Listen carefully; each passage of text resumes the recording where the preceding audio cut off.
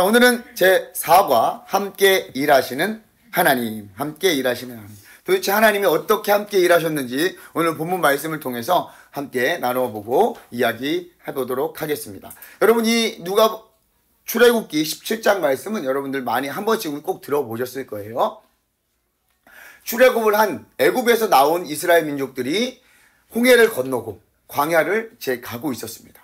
그런데 아말렉이라는 그 민족들이 이스라엘 민족들을 아무 이유 없이 공격을 해요. 그러니까 아무래도 아말렉 그 지역을 공격할 것이라는 그런 어떤 두려움과 그런 것 때문에 아말렉이 와서 공격을 하겠죠. 전쟁이 일어나요. 그런데 그때 모세는 여호수아에게 너는 가서 전쟁을 하고 나는 산에 올라가서 기도를 하겠다. 기도를 하고 모세가 이렇게 기도하는데 손을 들고 기도할 때는 이스라엘 민족이 막 이기고 있었어요. 근데 손을 이렇게 힘들어서 좀 내리니까 어떻게 했어요? 아말렉 군대가 이렇게 밀고 이렇게 보이는 거예요. 저기 산 위에서. 그런데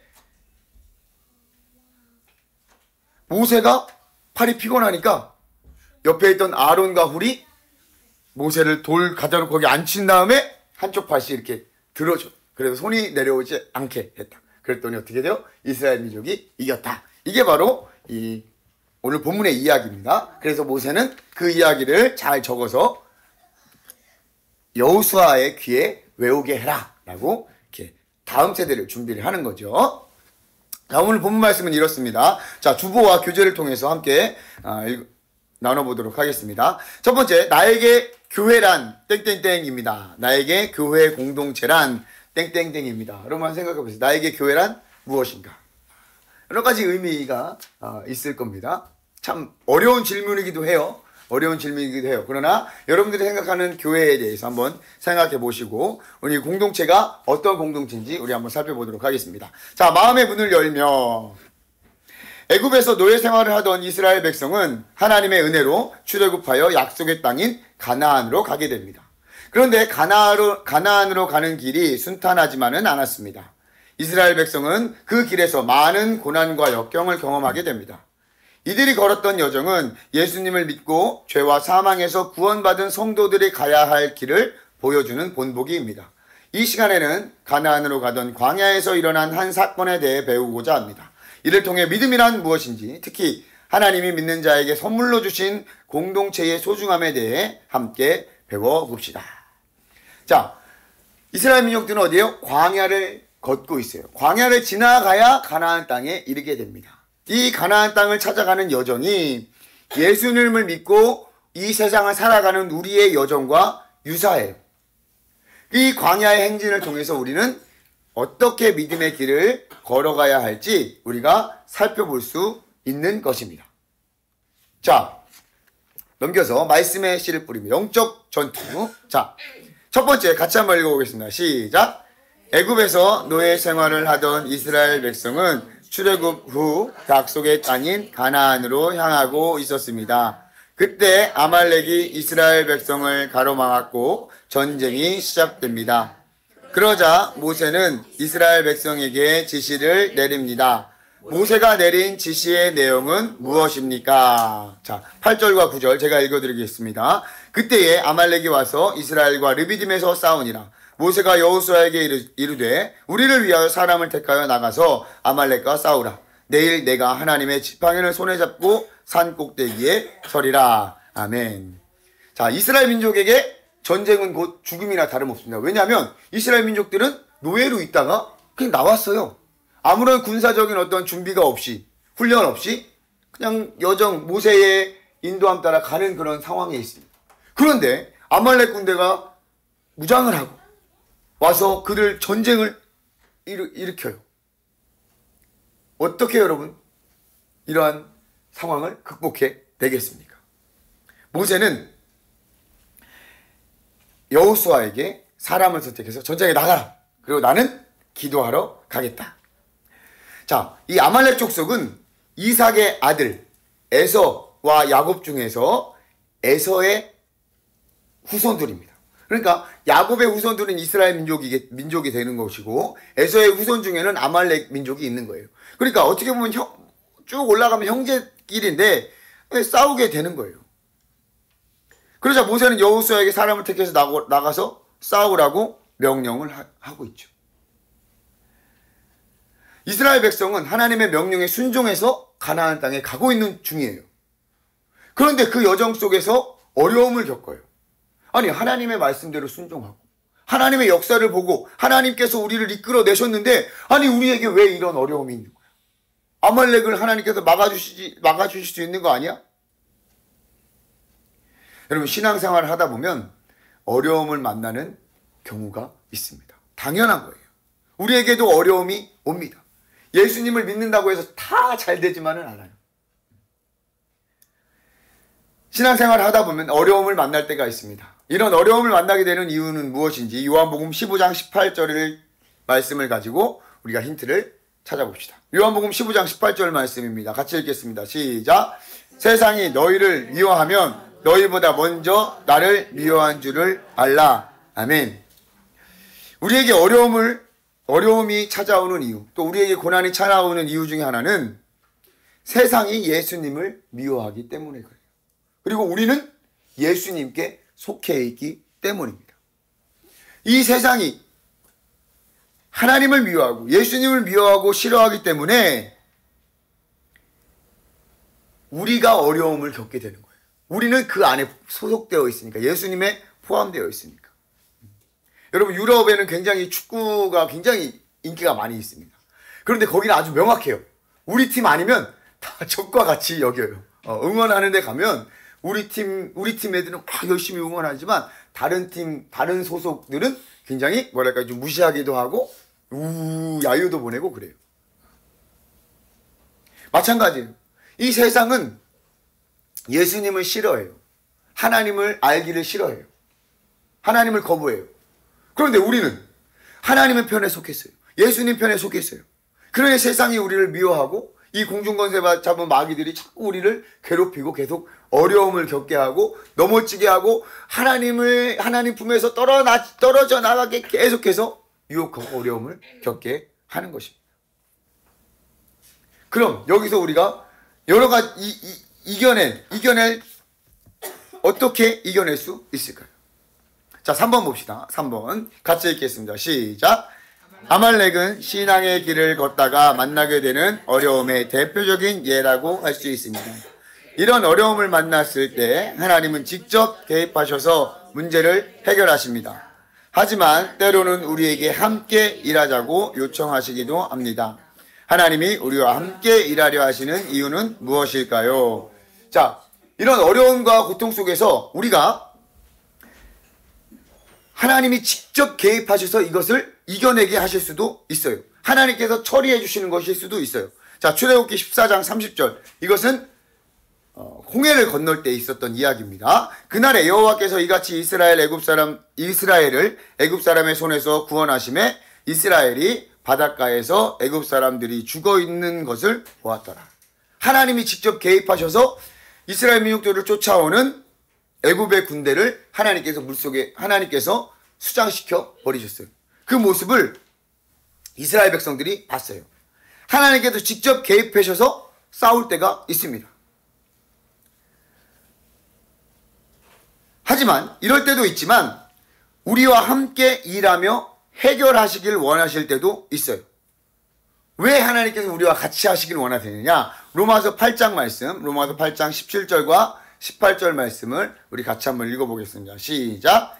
자녀이면 또한 상속자 곧 하나님의 상속자요 그리스도와 함께한 상속자니 우리가 그와 함께 영광을 받기 위하여 고난도 함께 받아야 할 것이니라. 생각하건대 현재의 고난은 장차 우리에게 나타날 영광과 비교할 수 없도다. 아멘.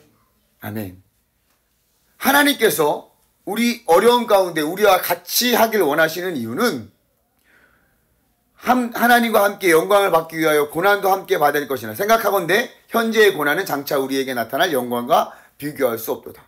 우리에게 더 큰 즐거움을 주기 위함이라고 할 수 있습니다. 장차 우리에게 나타날 영광과 비교할 수 없대요. 이것을 겪어내면 우리에게 주신 기쁨과 그 영광은 비교할 수 없다는 거예요. 자, 여러분 자전거 여러분 타보셨죠? 자전거. 우리 자전거를 우리 잘 타시는 분들 계시지만. 자, 우리가 어렸을 때는 어때요? 어렸을 때는 아빠 뒤에 타거나, 엄마가 태워주거나, 또 아빠가 운전하는, 그리고 자기는 아무것도 안 해도 되는 그런 자전거에 탔어요. 재밌죠? 너무 재밌어요. 그런데 어느 정도 시간이 지나고 아이가 성장하면 어떻게 돼요? 자녀에게 직접 탈 수 있게 가르쳐 주죠. 때로는 넘어지기도 하고, 뭐, 무릎이 깨지기도 하지만, 어때요? 자전거를 타고 나면 내가 뒤에 타고 있을 때보다 어때요? 훨씬 더 재밌어요. 훨씬 더 즐겁고 신나요. 그것과 마찬가지로 우리가 함께 하나님께서 이 고난과 어려움 속에서 우리가 함께 견뎌내고 나면 어떻게 해요? 그 영광과 기쁨은 더 크게 된다는 거예요. 그리고 히브리서 12장 10절 말씀을 같이 읽겠습니다. 시작! 그들은 잠시 자기의 뜻대로 우리를 징계하거니와 오직 하나님은 우리의 유익을 위하여 그의 거룩하심에 참여하게 하시느니라. 아멘. 그 고난을 함께 극복함으로 인해서 우리는 어떻게 해요? 거룩함에 함께 참여하게 됩니다. 우리를 이제 자전거 뒤에 태우시다가 이제 자전거를 혼자 탈 수 있게 성장시켜 주시고 그리고 나서 그 거룩함에 함께 참여하게 해주시는 거예요. 하나님은 우리의 유익과 그의 거룩하심에 참여하게 하시려고 잠시 징계, 어려움을 우리에게 허락해 주셔요. 그러나 그것도 역시 어떻게 해요? 거룩함에 참여하게 하는 방법이라는 거예요. 여러분, 회사 사장님이 회사를 운영하잖아요. 그런데 그 회사의 중요한 사항을 사원들한테 묻는다면 여러분 사원이 어떻게 대답할까요? 굉장히 이 회사의 중요한 일이에요. 그런데 사원한테 이러한 것들을 이야기한다. 그럼 사원은 어떻게 해요? 이거 나의 밥줄이 걸려있는 보통 일이 아니구나.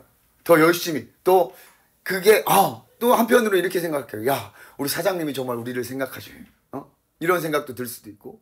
그러니까 하나님께서도 우리 마찬가지예요. 우리를 사랑하고 존중하시기 때문에 이러한 어려움과 고통 속에서도 같이 극복하고 이겨냄으로써 어떻게 해요? 하나님의 거룩함에 같이 참여할 수 있도록 우리를 초청하시고 우리를 인도해 주시는 것입니다. 하늘에 계신 하나님이 우리와 함께 일하고자 하시는 것이 얼마나 놀라운 일이고 큰 은혜인지를 우리는 알아야 합니다. 아무 연약하고 보잘것없는 우리를 통해서 하나님께서 일하신다는 거예요. 자, 그런데 이 일하실 때에 하나님께서는 공동체를 통해서 공동체와 함께 일하게 하신다는 것입니다. 4번을 보세요. 여호수아는 모세의 지시를 따라 아말렉과 나가서 싸우게 됩니다. 이때 모세는 산 위에 올라가 기도하게 됩니다. 산 위에서 기도할 때 어떤 일이 일어났습니까? 제가 처음에 말씀드렸죠? 모세가 손을 들고 이렇게 기도하는데 손을 들고 기도할 때는 이스라엘 민족이 이겨요. 근데 손을 내리니까 아말렉이 이겨요. 야, 이거 어떻게 해요? 어떻게 해야 돼요? 손을 계속 들고 기도를 하는 거예요. 그런데 힘들고 지쳐요. 그때 아론과 훌이 어떻게 해요? 의자 같은 걸 동안 돌을 가져다가 모세를 앉히고 한쪽은 이쪽에서 아론은 이쪽에서 훌은 이쪽에서 함께 손을 잡고 기도하는 거예요. 자, 이 손을 올리고 내려 때문에 여러분 아말렉이 이겼습니까? 하나님께서 그 전쟁을 이끄신다는 거예요. 하나님께서 그 전쟁을 주관하시는데 그 가운데 우리의 기도 또한 거기에 같이 작용한다는 거예요. 하나님께서 함께 일하시는 거죠. 모세와 아론과 훌은 산꼭대기에서 기도하지만 여호수아는 어디 있어요 지금? 여호수아는 사람을 골라서 최전방에서 전쟁을 치르고 있어요. 이것은 따로따로 일하는 게 아니라 지금 같이 지금 일하고 있는 거예요. 자기가 맡아진 곳에서 최선을 다하고 있는 거예요. 아말렉 족속과의 전쟁의 승패는 하나님께 달려 있어요. 그리고 우리가 얼마나 하나님을 의지하는지, 또 하나님의 능력으로 하나님께서 오시는 하나님으로부터 오는 그 능력을 힘입어 싸우느냐에 따라서 성패가 갈라지는 거예요. 우리는 때로 기도나 말씀 하나님을 의지하지 않을 때가 않을 때를 여러분 경험하셨을 거예요. 우리 삶이 완전히 무너지는 것을 우리는 볼 수가 있습니다. 하나님으로부터 오는 은혜를 멀리할 때, 또 하나님으로부터 오는 그런 말씀을 멀리할 때. 그런데요, 그 가운데 아론과 훌이 모세와 함께 동역해 주고 있습니다. 아론과 훌, 모세, 그리고 여호수아, 이들은 각자의 자리에서 최선을 다함으로 아말렉 족속과의 싸움에서 승리를 경험하게 돼요. 각자의 자리에서 최선을 다하고 있습니다. 하나님은 당시 이스라엘 백성처럼 믿는 성도들이 함께 세상과 싸워가기를 바라시고 계신다는 것입니다. 5번 우리 같이 읽겠습니다. 시작. 아말렉과의 전투에서 모세와 여호수아를 비롯한 많은 사람은 한 마음으로 각자 자신의 자리에서 동역하는 모습을 보여줍니다. 하나님의 우리에게 주신 선물 중 하나는 공동체입니다. 공동체가 우리에게 주는 유익은 무엇이라고 생각하십니까? 아멘. 고린도전서 1장 4절 같이 읽겠습니다. 시작. 우리의 모든 환난 중에서 우리를 위로하사 우리로 하여금 하나님께 받는 위로로서 모든 환난 중에 있는 자들을 능히 위로하게 하시는 이시로다. 하나님께서는 이 공동체를 통해서 우리에게 위로한다고 말씀하세요. 하나님이 위로하지 못하실 환난은 없습니다. 하나님이 우리를 위로하시는 이유 가운데 하나는 우리가 받은 위로로 다른 사람을 위로할 수 있게 하기 위해서 우리에게 위로를 주신다고 그래요. 하나님은 우리가 서로 위로하고 하나님의 위로를 서로에게 전하시기를 원하신다고 합니다. 여러분, 제가 드라마를 슬기로운 의사생활을 한번 본 적이 있습니다. 여러분 아시는지 모르겠지만 슬기로운 의사생활의 한 에피소드 중에서 어떤 이야기가 있었냐면 한 40대 여자가 유방암으로 병원에 입원해요. 그런데 그 병실에는 할머니들이 있는 거예요. 할머니들이 많이 있었어요. 그런데 이 유방암이 걸린 이 여인이 너무나도 이 자신의 어떤 그런 여자로서의 어떤 그런 모습들이 사라진 거에 대한 마음과 또 여러 가지 겹쳐 있는 것 때문에 이 주변의 시선들이, 할머니들의 시선들이 굉장히 부담스럽게 느껴지고 굉장히 기분 나빠해요. 그러면서 무슨 얘기를 하냐면, 왜요? 가슴 없는 여자 처음 봐요? 막 이러면서 그런 의도는 아닌데 그렇게 막 하고 마음의 문을 닫아요. 그런데 할머니가 뭐라고 하는 줄 아세요? 이뻐서 그려, 이뻐서. 젊어서 이뻐서 그려, 이뻐서. 나도 한 번만 그 나이 때 됐으면 더 좋았겠네. 이래. 유방암에 걸려서 가슴이 절제한다고 해서 이것 때문에 그게 처량하게 보고 불쌍하게 보고 저 여자 가슴 없는 이것 때문에 본 게 아니라 그냥 젊음. 그 할머니들보다 젊으니까. 그랬더니 그 여자가 마음이 싹 풀려져.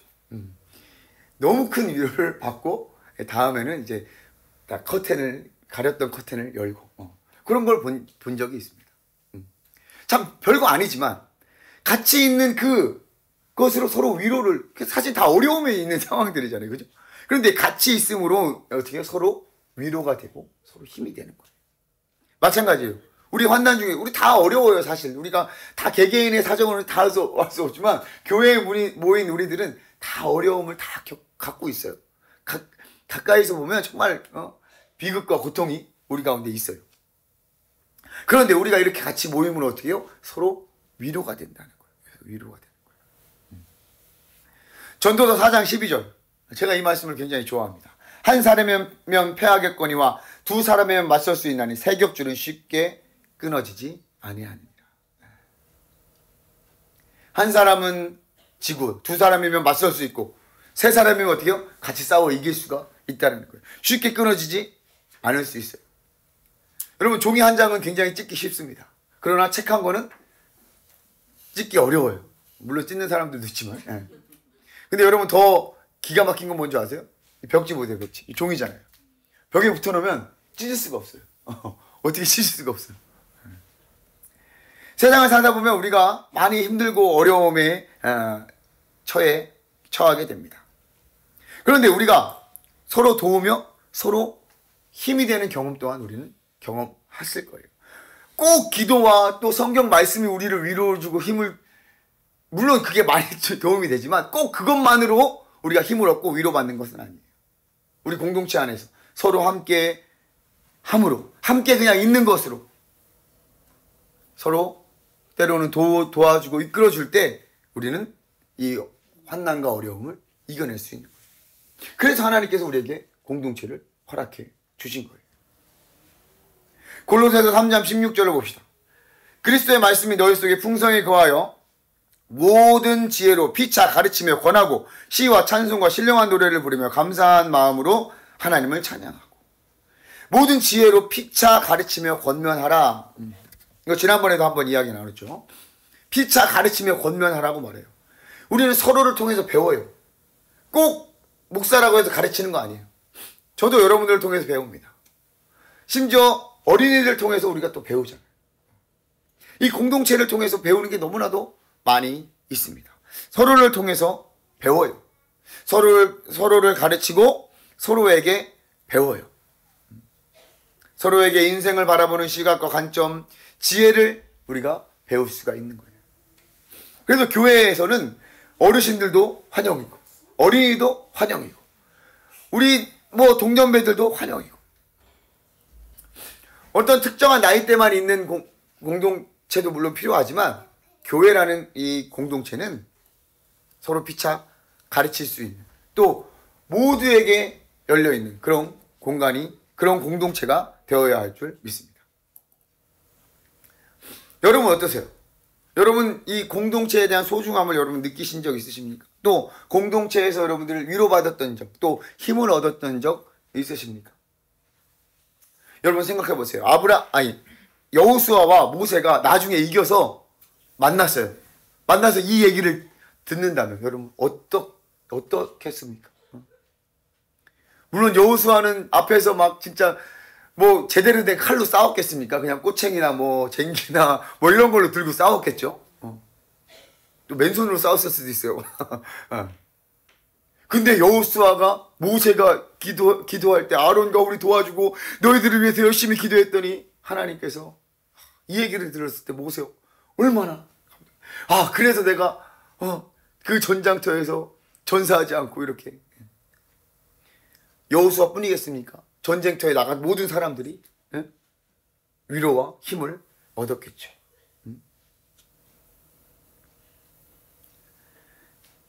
차가운 물에 여러분 발을 담그고 오래 버티기를 한다고 생각해 보세요. 혼자 오래 버티면 얼마 못 간대요.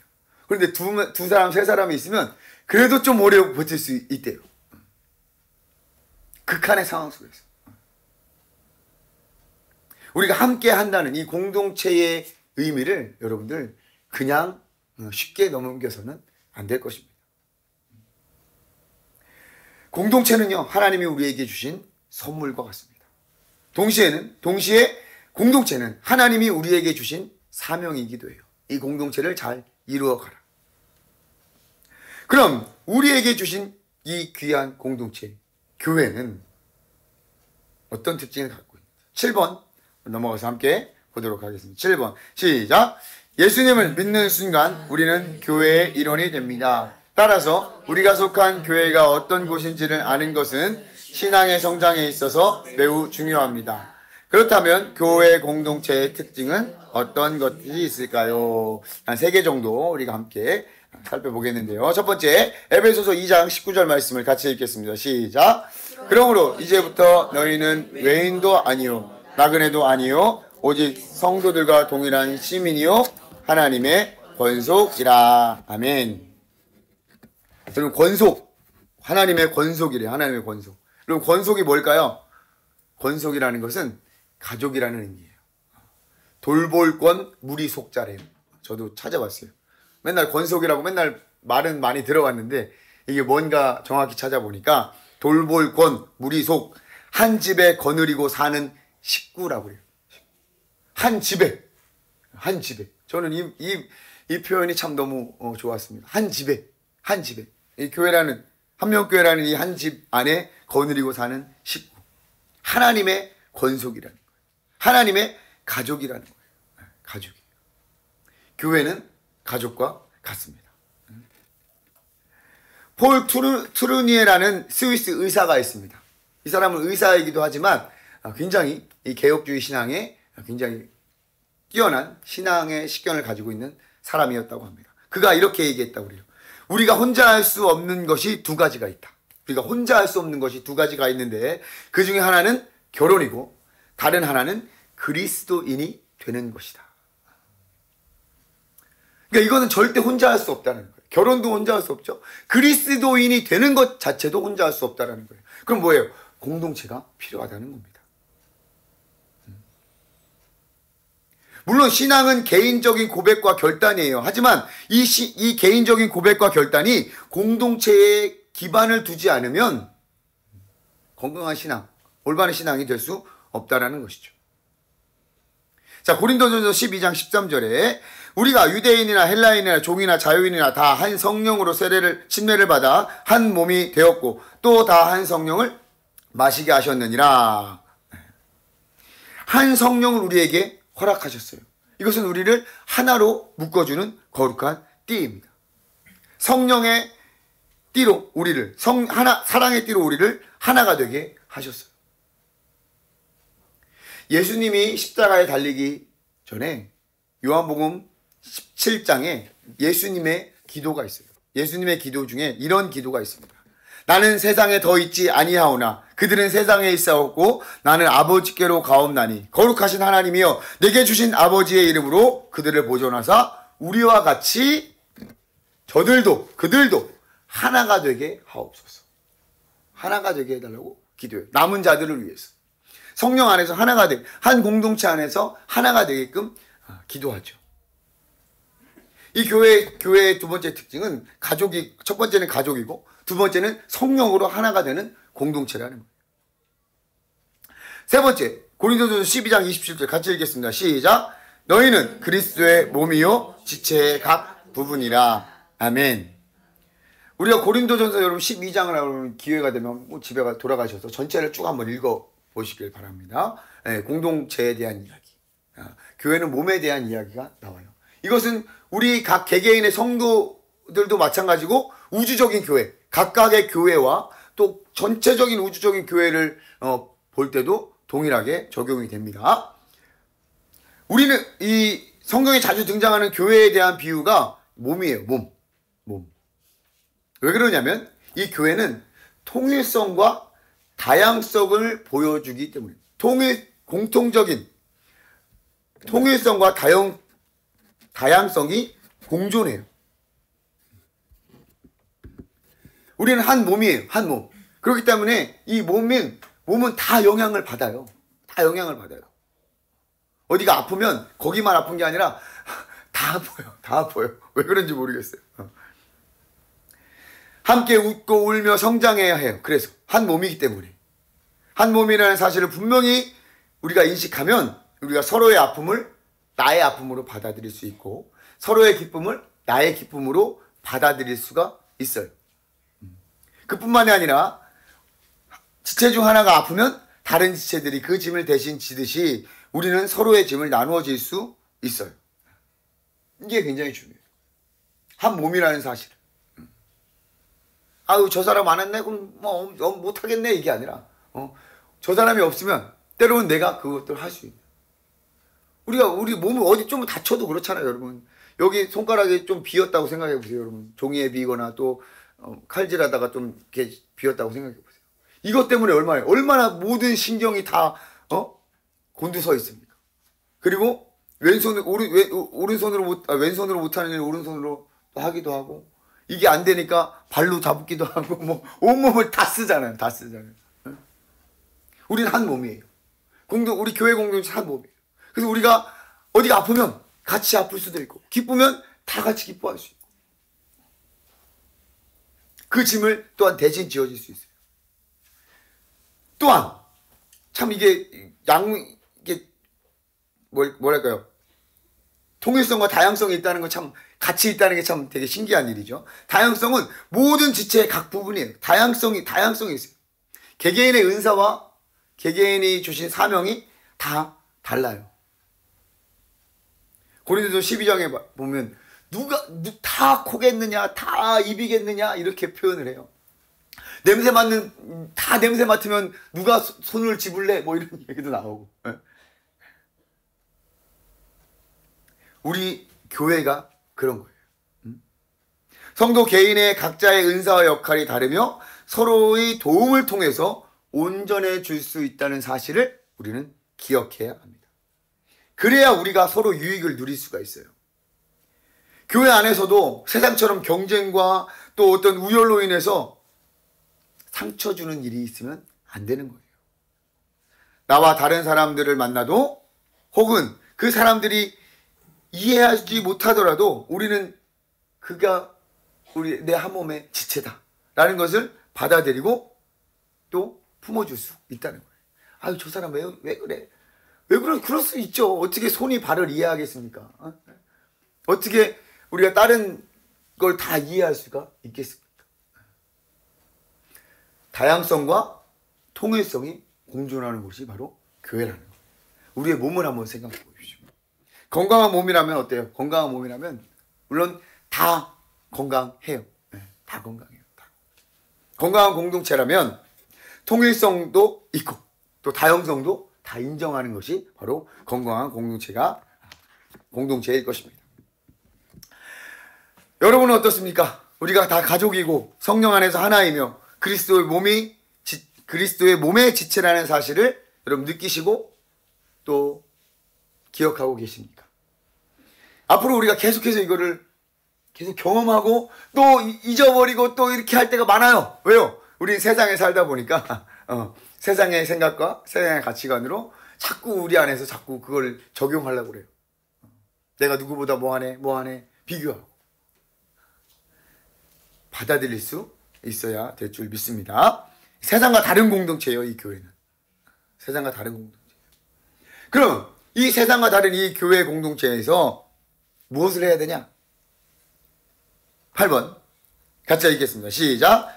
초대교회는 교회 공동체가 어떤 곳인지를 잘 보여주는 본보기라고 할 수 있습니다.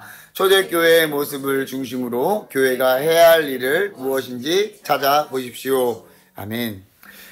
초대교회, 우리가 초대교회로 돌아가자 막 이런 얘기를 하잖아요. 그럼 도대체 초대교회에서 어떤 일이 있었는지 가장 대표적인 사도행전 2장 46절과 47절.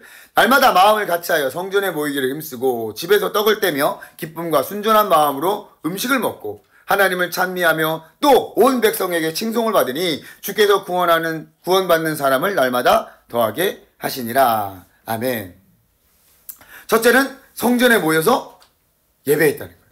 둘째로 집에서 떡을 떼며 기쁨과 순전한 마음으로 음식을 먹고 집에서 떡을 떼며 함께 교제했고 그 다음에 사람들에게 예수님을 믿게 되었다고 예수님을 알려주는 거예요. 그의 모습들을 보고 우리의 그 교회 성전에서 예배하고 집에서 떡을 떼는 모습들이 세상 사람들이 보잖아요. 아, 저게 예수 믿는 것이구나 하고선 많은 사람들이 구원을 받도록 날마다 더하게 하셨다라고 이야기하고 있죠. 그러니까 교회는 하나님께 예배하고 성도 간의 교제를 통해서 성장하는 거예요. 그리고 그 복음을 세상에 증거하는 거예요. 자, 성전에 모여서 하나님께 예배해요. 그리고 집에 흩어져서 때로는 집에서 떡을 떼면서 교제해요. 그러면서 서로 성장하는 거예요. 그리고 그것을 통해서 세상에 복음을 증거하는 거예요. 자, 보세요. 하나님과 예배하는 거예요. 하나님. 먼저 다 모여서 하나님과 예배해요. 그 다음에 어떻게 해요? 집에서 떡 교제해요. 교제. 옆으로 교제. 그리고 이 십자가 복음이 어떻게 돼요? 이렇게 촥촥 이렇게 넣어서 다른 세상에 퍼져나가는 거예요. 자, 한번 따라해 봅시다. 하나님과 교제. 하나님과 예배하는 거. 그리고 성도 간의 교제. 그리고 이게 어떻게 해요? 세상으로 흘러가는 거예요. 이렇게 흘러가는 거예요. 이게 십자가 사랑이에요. 십자가 교회의 사명인 것입니다. 여러분, 사람들이 교회에 나오는 이유는 다양할 겁니다. 다른 사람과의 관계 때문에 나올 수도 있고요. 또 인생의 심각한 어떤 그런 문제로 인해서 하나님께 간구하고 기도하려고 나올 수도 있고요. 또 저처럼 축구하러 왔을 수도 있고 여러 가지 교회에 나오는 이유가 다양할 겁니다. 그러나 우리가 교회의 구성원으로 가장 중요하게 여길 일은 예배, 그리고 성도 간의 교제, 그리고 복음 증거. 사실 이 세 개가 굉장히 중요한 거예요. 하나님께 예배하고 또 우리가 서로 교제하고 또 그 교제한 것을 가지고 흩어져서 증거할 수 있는 것을. 근데 안타까운 점은 많은 교회가 이 본질, 예배, 교제, 선교 요 세 가지 외에 흘러가지 못하고 우리끼리 이제 안에서만 이렇게 하는 경우도 있고 다른 건 모르고 예배만 주구장창 예배만 주구장창 기도해 아니 뭘 떠들지 말고 기도해 성도 아니에요. 다 중요해요. 그러면 우리는 어떻게 우리 한명교회는 어떻게 나아가야 할 것인가? 이런 것들을 우리가 생각해 볼 수 있죠.